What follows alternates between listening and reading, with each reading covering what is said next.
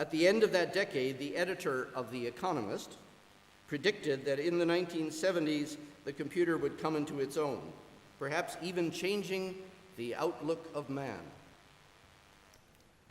A somewhat less restrained Canadian had proclaimed 5 years earlier a new age of miracles, in terms strikingly familiar to a 21st century funding concept known as the semantic web.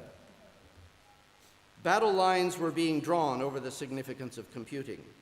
Note, however, not the division formed by enthusiastic promoters on one side and grumpy Luddites on the other, but the one between those like Masterman, who focused on augmenting human capacities, and those like Simon, whose interest in automation is a lineal descendant of Frederick Winslow Taylor's clerkish elevation of efficiency, the factory production line, a leisure class of passive consumers, and all the rest of modernism's progeny. Two technical assessments from the mid-1960s told a sobering story, however. In Alchemy and Artificial Intelligence, with the clock still ticking on Simon's confident predictions, Hubert Dreyfus diagnosed stagnation in AI research, pointing to unexpected difficulties which had followed the early successes. What had been assumed to be a difference of degree between current and envisioned systems had turned out to be a difference in kind with no known way across the discontinuities.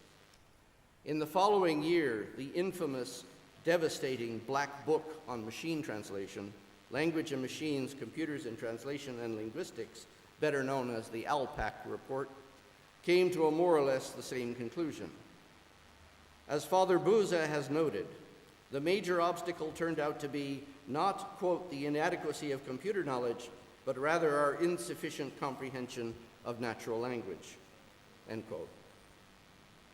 Just as now, the majority of computer-friendly scholars in those days held a clerkish, Taylorian view of computing, which puts its benefits wholly and cleanly on the side of efficiency, excluding the interpretative operations of criticism. For example, in his 1965 review of the Literary Data Processing Conference held by IBM the previous year, Franklin J. Pegways declared that the emergent purpose of computing was to free the humanist for important work of literary criticism by providing him, this is the 1960s, with large and accurate masses of data that may be used by him in the work which only he can accomplish. The assurance given here runs nervously through the literature on the period, that is, that we weren't being replaced. Pegways argued that the scholar's horizons would be enlarged by more data with fewer errors and less drudgery, but he passed over in silence how those horizons might actually be affected.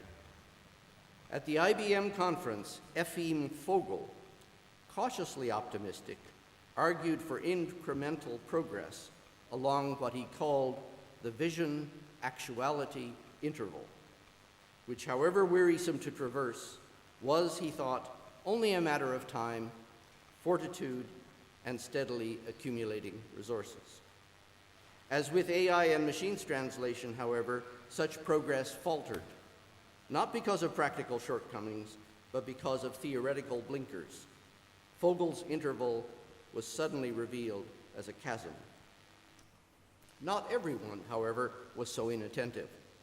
A number of writers from 1966 to 1969 identified the need for theory, urging a turn away from the plodding mechanical clerk to imaginings of a creative readerly instrument. Louis Millich's article, shown here, the first issue of Computers and the Humanities, is such an example. The point is again made forcefully in a remarkable clustering of articles a decade later in 1978. I haven't yet figured out what was so special about 1978, but the light seems to have gone on then. Susan Wittig, referring to Masterman, pointed out that computing had undoubtedly allowed for improvements, making performance of old tasks more efficient and so forth, but it had not delivered on the vision's promise. She argued that inattention to theory had made literary computing vulnerable to covert influence by a positivistic concept of text derived ultimately from new criticism. A computing effectively without theory, Colin Martindale argued that year, was no better than a method in search of a paradigm to direct and explain it. Richard Bailey, also in 1978, quoting both Wittig and Martindale, declared that practitioners were blindly groping their way through criticism's past, with a time lag of about 50 years. John B. Smith, that same year, argued that formalist, structuralist, and phenomenological ideas could form the basis for computer criticism, as he called it, but he got no further than suggesting the influence of computing on the questions one asks and the way one sees the text and its meaning. As Buza said about the machine translation project, the problem had little to do with computing, much to do with the operative idea of text, whose improvement and expansion is the real aim of the whole exercise. Thus, from the beginning of humanities computing's first professional journal, the whistle was being blown on naive literary computing.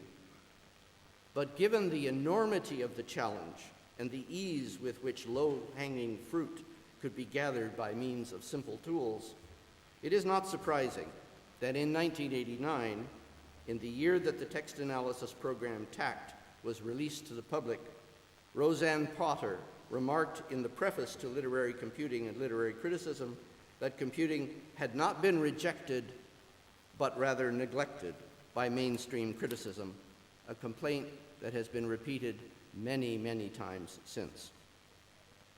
Numerous reasons for this neglect have been offered, but the fact remains that literary computing has had very little to say in response to critical discourse for the last half-century.